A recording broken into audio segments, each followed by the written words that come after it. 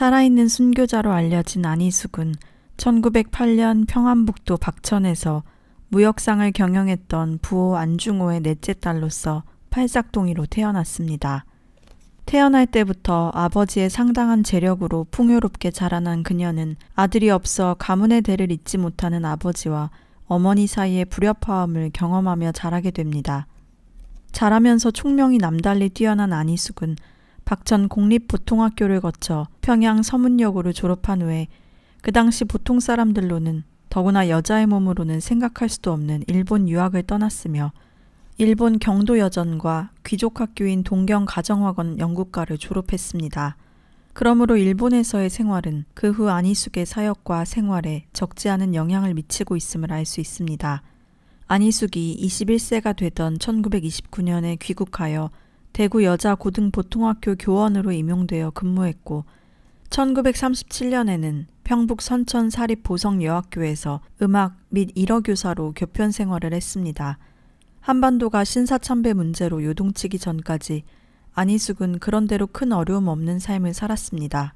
그런데 1930년대 들어 일본이 신사참배를 강요하게 되었고 안희숙이 근무하는 선천보성여학교는 선교사가 세운 기독교 계열의 학교였지만 학교를 경영하기 위해 동방요배를 허용한 상태였습니다. 안희숙 선생은 음악 선생으로서 학생들에게 음악을 통해서 신앙을 넣어주는 것이 큰 즐거움이요 보람이었습니다. 특별히 약 40명이나 되는 음악 부원들은 음악을 좋아하고 잘하며 성적과 품행이 우수했기에 그들의 인도자인 안 선생은 모든 학생들과 선생들의 주목을 끌게 되었습니다. 보성여학교는 매월 첫날 교사와 학생들이 신사참배에 참여했지만 안희숙은 매월 초하룻날 아침마다 남산 위의 신사엔 올라가지 않았습니다. 안희숙 선생을 본받은 적지 않은 학생들이 동방요배를 하는 조회에 나오지 않고 산에 올라갈 때는 모두 도망쳐서 숨어버려 신사참배를 거절하게 되었습니다.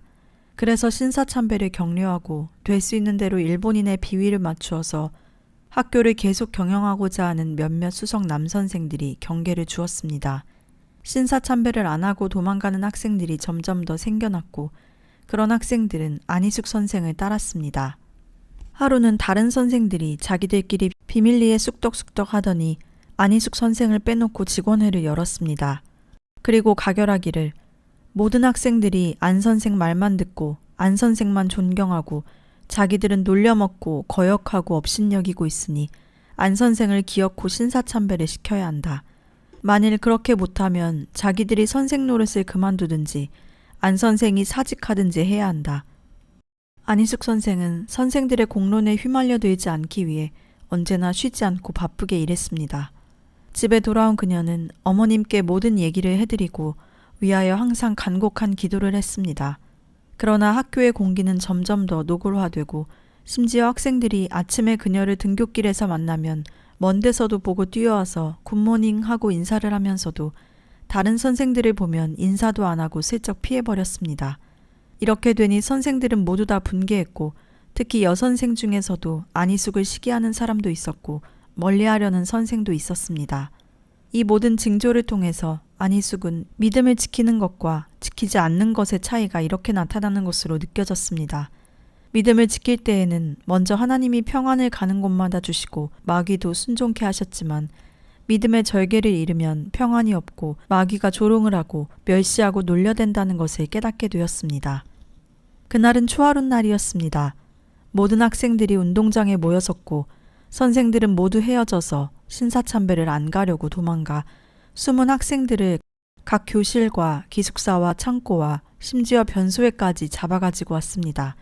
그때 안 선생은 피아노실에서 기도하고 있었는데 뚜벅뚜벅 구두 소리가 나더니 누가 찾아 올라왔습니다. 여기 안 선생 있어요. 그녀는 대답 대신 문을 열고 복도를 나가니 흥분한 얼굴에 교장이 서 있었습니다. 오늘 초하루인 줄 아시죠? 초하루마다 우리 학교 선생과 학생들이 남산으로 신사참배 가는 것 기억하시죠? 그녀는 대답하지 않았습니다. 교장은 계속해서 날카로운 음성으로 나도 크리스천이요. 다른 모든 선생들도 다 크리스천이고 안 선생 혼자만이 크리스천인 게 아니지 않소? 또 학생들도 모두 크리스천 가정에서 거의 다 왔어요. 이 학교 자체가 기독교 학교요. 그런데 우리는 이 학교를 경영해 나아가기 위해서 일본인이 하라는 대로 할 수밖에 없어요. 그런데 안 선생만 법에 복종하지 않고 맘대로 하니 학생들이 모두 안 선생만 좋게 알고 다른 선생들은 다 멸시해요. 우리 학교가 계속되려면 선생들이 모두 태도를 같이 해주어야 되지 않겠어요? 안희숙 선생은 교장의 얼굴을 쳐다보면서 조용히 말했습니다. 교장님, 그러면 저는 사직을 할 테니까 염려 마세요. 안 선생, 오늘이 초하루인데 산에 가지 않고 사직한다면 일이 어찌 되겠어요? 더욱이 군수한테 엄한 명령이 내려서 오늘 단 한 사람도 빠지면 안 된다고요. 우리가 지금까지 학교를 경영하기 위해 일본인에게 복종한 것인데 생각 잘하지 않으면 우리 학교는 폐교당하게 될 것이요. 하면서 학교 문제까지 돌리려고 했습니다. 안 선생은 수백 명의 자녀들을 그리스도의 정신으로 교육한다는 책임을 가진 교장이 이렇게 말하는데 어이가 없었습니다. 그러나 흥분하지 않고 조용히 분명한 어조로 그렇다면 염려 마세요. 저도 오늘은 산에 올라가지요.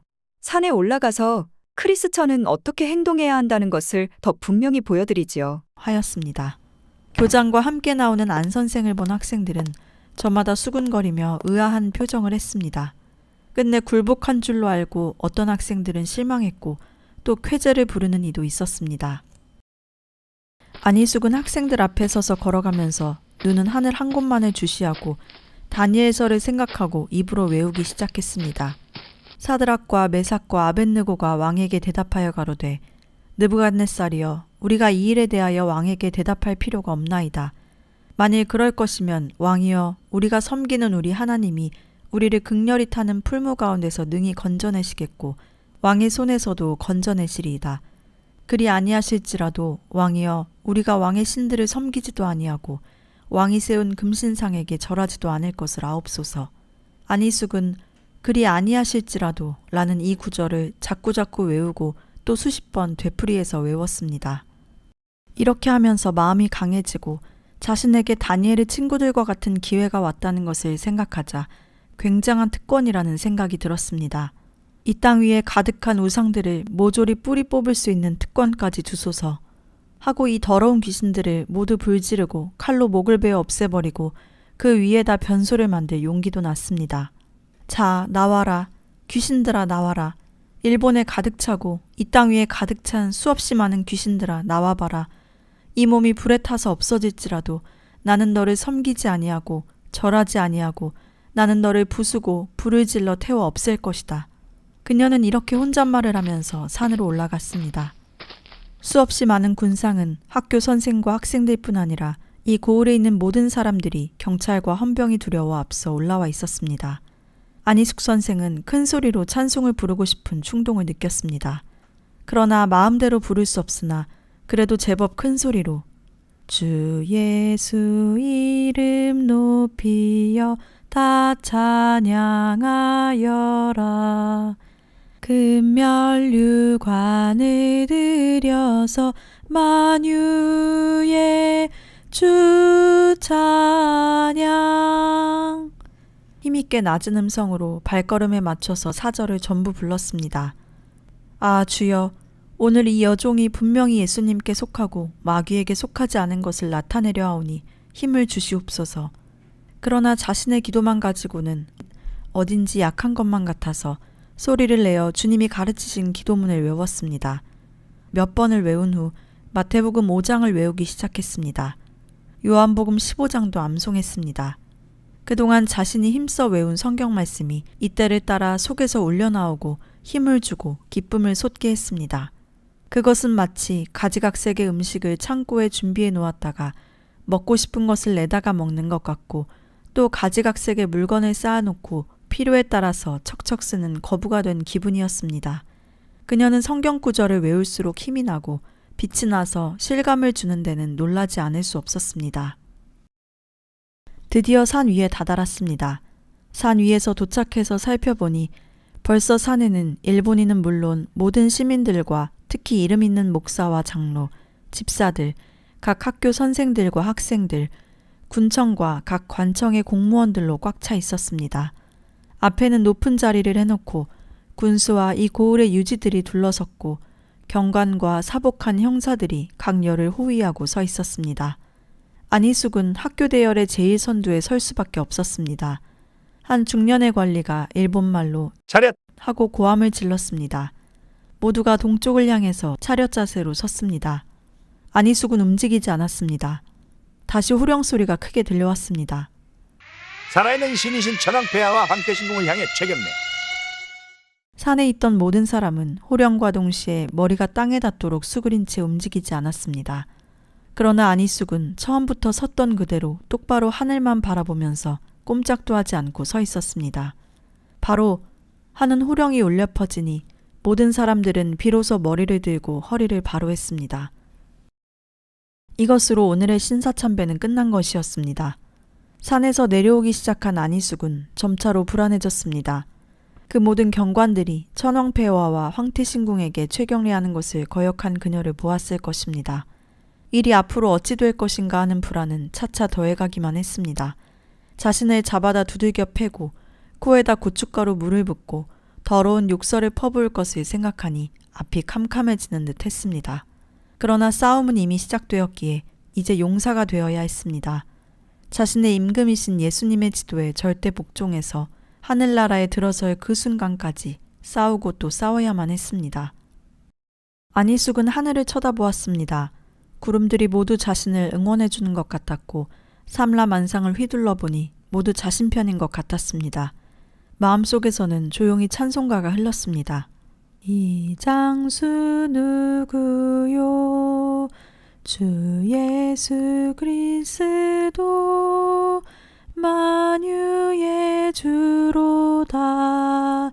당할 자 누구뇨? 그 누가 이기리로다. 이 찬송을 통하여 마틴 루터의 심정을 절절히 느낄 수 있었습니다. 루터는 굉장한 학자이고 지도자였지만 자신은 겨와 같은 미약한 존재였습니다. 루터가 주님의 힘이 그만큼 필요했다면 연약한 자신은 주님의 힘이 더 많이 필요하기에 주님께 더욱 매달릴 수밖에 없었습니다. 학교에 도착하여 교원실에 들어서니 벌써 형사 4사람이 안희숙을 기다리고 있었습니다. 주님, 호랑이 넷이 나를 먹이려고 왔습니다. 하고 속으로 기도를 하며 자리에 가서 앉았습니다. 한국인과 일본인 형사인 4형사는 안 선생님, 우리와 함께 잠깐 다녀오시죠. 하고 일본어로 말했습니다. 안희숙은 의외로 그들의 공손한 말씨와 태도에 다시 한번 그들의 얼굴을 쳐다보고 자리에서 일어났습니다. 그녀의 양편에 한 사람씩 호위하듯 따라왔습니다.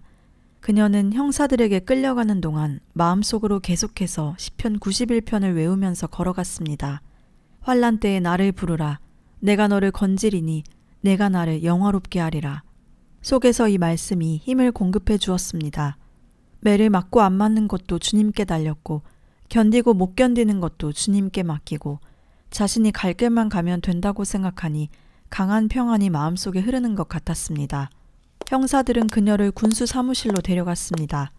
군수 사무실에 들어섰을 때 안희숙은 벌써 어떤 강한 힘을 얻고 있었습니다. 군수는 험악한 얼굴로 그녀를 뚫어지게 바라다 보았습니다. 엄청나게 위세를 부리는 태도로 자네가 안 선생인가? 하였습니다. 그의 눈은 독사의 눈초리 같고 그 말소리는 삼켜버릴 것 같았습니다.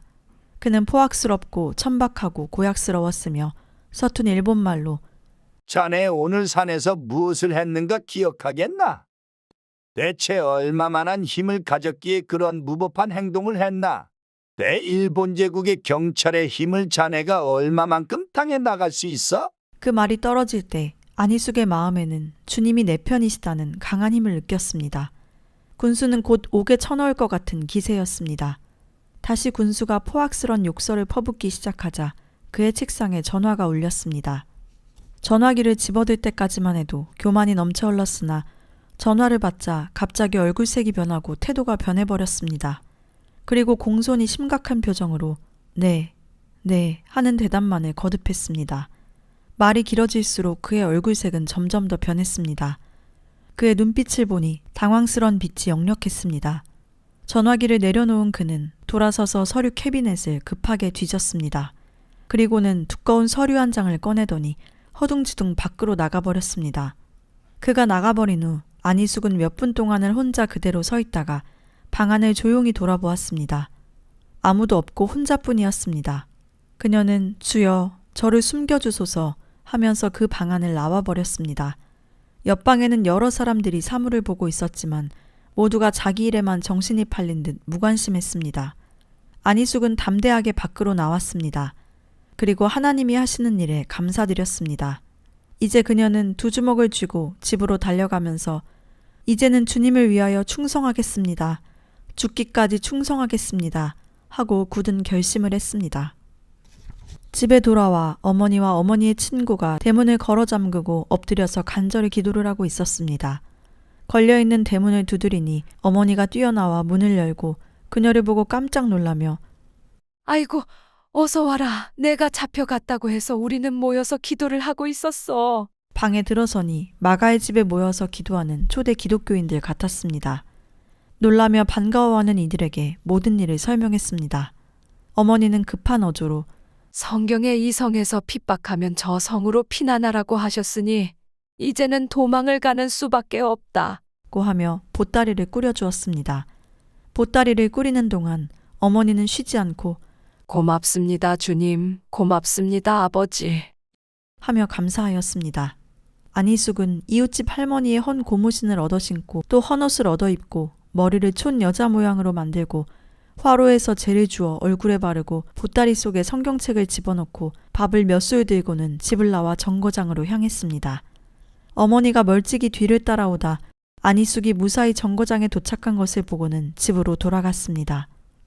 정거장에 도착하여 보니 마침 화물열차가 하나 와 있었습니다.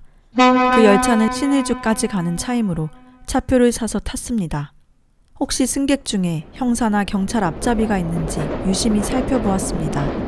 넓은 차 안에는 승객이 불과 10명도 안 되었습니다. 한 노파가 혼자 앉아있는 곁으로 가서 앉았습니다. 모두 촌사람들 뿐인 듯 이상하게 보이는 사람이나 양복 입은 사람은 없었습니다. 안희숙은 비로소 안도의 한숨을 내쉬며 찻장을 내다보았습니다. 황혼이 다가오고 있었습니다. 아브라함이 집을 떠나 주님이 지시하신 곳을 떠나는 심정을 생각했습니다. 다윗이 사울에게 쫓겨 헤매던 것을 생각했습니다. 자신도 다윗같이 강하고 담대해야 된다고 생각했습니다. 북행 완행 열차는 덜컹거리며 밤새도록 갔습니다. 한번 정거하면 아무리 작은 정거장에서도 수십 분씩 머물렀다가 떠났습니다. 멈출 때마다 형사나 경찰 스파이가 차에 오르면 어쩌나 하고 마음을 졸였습니다. 신을주역에서 내려 대합실 한쪽 구석에 앉아 혹시 아는 사람이 있지 않을까 하고 살펴보았습니다. 아침이 밝아오기를 기다리는 동안 추워서 떨며 생각에 잠겼습니다. 신을주가 종착역이니만큼 신을주에서 내릴 수밖에 없었는데 번개같이 떠오르는 것은 애제자 임경신이 살고 있다는 것이었습니다. 아침 7시가 되어 전화번호 책을 펴보았습니다. 임양의 오빠 이름으로 전화가 있었습니다. 설레는 가슴을 안고 전화를 걸었습니다. 얼마 있다가 반가운 임양의 음성이 들렸습니다. 여보세요? 누구세요? 나 안희숙이야. 보성에 있는. 선생님, 어떻게 이렇게 새벽에 오셨어요? 소식도 없이. 하고 반가운 음성이 그녀를 기쁘게 해주었습니다. 무슨 일이 생겨서 급히 왔는데 좀 만날 수 있어? 임양 집에 내가 가도 될까? 거기 계세요. 제가 가서 집으로 모실게요. 안희숙은 떨리는 마음으로 주께 감사하고 얼굴을 비로소 수도에 가서 씻고 머리도 평상시와 같이 틀어올리고 기다리고 있었습니다. 그녀는 자신에게 맞지도 않는 옷과 헌 고무신이 몹시 부끄러워서 자신의 꼴을 경신이가 보면 이상하게 보지는 않을까 초조했습니다. 경신은 그녀를 찾아 구석에까지 왔습니다. 깜짝 놀라서 쳐다보며 소리를 질렀습니다. 안희숙은 형사가 잡으러 와서 도망 온 이야기를 하였습니다. 경신은 여기도 스파이가 많아요. 그래도 잘 오셨어요. 하더니 인력거를 2대 불러서 자신을 태우고 집으로 안내했습니다. 인력거에서 내린 경신은 긴장되어 있었고 자기 집 골방으로 인도하더니 이불을 덮어 싸 주었습니다. 따뜻한 조그마한 방에서 이불을 쓰다시피 하고도 덜덜 떨기만 했습니다. 그는 곧 부엌으로 내려가 밥을 짓기 시작했고 그동안 이숙은 깊은 잠이 들었습니다. 밤새도록 완행차에 시달렸던 몸이 따스한 방에서 이불 덮고 자니 몸이 풀렸습니다. 식사를 끝낸 후 집안을 살펴보니 예상외로 분주한 집이었습니다. 알고 보니 몇 달 전까지만 해도 아주 조그마한 집에서 가난하게 살았는데 큰오빠가 젓가락 공장을 해서 군대에 납품했더니 가격과 품질이 양호하다고 인정받게 되어 급히 공장을 세우고 사람을 수십 명 쓰고 집도 큰 집으로 옮기게 된 것이었습니다. 경 씨는 안희숙 선생을 깊은 동정을 가지고 진심으로 위로해 주었습니다. 참 잘 오셨어요. 여기도 신사참배하지 않은 교인들이 수십 명 갇혔답니다. 스파이들이 많아서 저도 요즘 예배당에 잘 나가지 못해요. 예배드리는 것이 습관이 되니 주님은 어디서나 은혜를 주시더라요. 하며 위로했습니다. 경 씨는 자신의 새 옷을 입히고 버선과 신발까지도 다 새 것으로 준비해 주었습니다. 안희숙은 경신에게 자신이 지나온 모든 일을 설명해 주었습니다. 나 같은 것이 주님을 위해서 싸움의 전선에 나섰다는 것이 참 신기하고 신통해. 나는 이미 나섰으니 물러갈 수 없어 죽어야 될 판인데 어떻게 죽어서 예수님 이름을 빛나게 할지 이것이 제일 큰 문제야. 물론 하나님이 도와주시니까 걱정할 것은 없지만 죽어도 잘 죽기만을 위해 싸워야 해. 경신은 크게 감동을 받고 자기가 할 수 있는 대로 다 도울 테니 염려 말라고 했습니다. 경신의 집 사업을 축복해 주어서 큰 집으로 이사해 왔기 때문에 이와 같이 조그마한 방이나마 돌아올 수 있게 된 것이었습니다. 안희숙은 하나님께서 이와 같이 평탄한 길을 열어주신 것에 대해서 감사했습니다.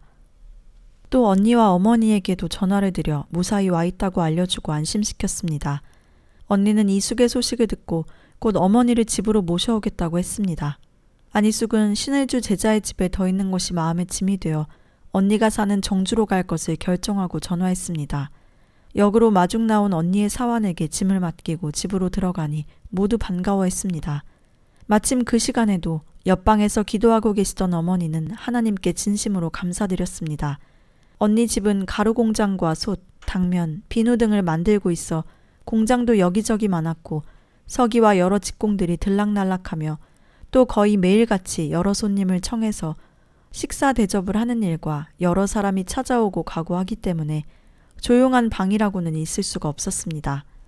일이 많고 바쁜 이 집에 와서 신앙심도 없는 형부와 그의 가족들이 어떻게 생각할지 알 수 없기 때문에 언니 집에서 멀리 떨어지지 않은 곳에 집을 옮기기로 했습니다. 가까운 농촌으로 가서 한참을 걷다 보니 가까운 지점에 조그마한 집이 한 채 보였습니다. 깨끗한 초가삼간집인데 사람 사는 기척이 없었습니다. 방문을 열어보려고 하니 모두 다 걸려있고 부엌문만이 열려 있었습니다. 알아보니 어느 늙은 부부가 외아들을 데리고 살고 있었는데 그의 아들이 폐병에 걸려 약 1년 전에 그 집에서 죽었고 또 한 달 전에 영감도 폐병으로 죽어서 할머니 혼자 그 집에서 살기가 싫어 어딘지 나가버렸는데 어디로 갔는지도 모르고 또 언제 돌아올는지도 모른다고 했습니다. 그 집 할머니는 집의 모든 것이 다 헐값으로 팔아가려고 했으나 사람들은 폐병쟁이 둘이 피를 너무 흘려서 그 집에 균이 가득할 것이라 생각하고 그 집을 사는 사람이 없었습니다.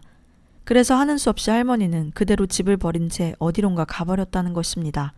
안희숙은 이 모든 말을 들을 때 그 집은 주께서 자신을 위해 예비해 두신 것임을 느꼈습니다.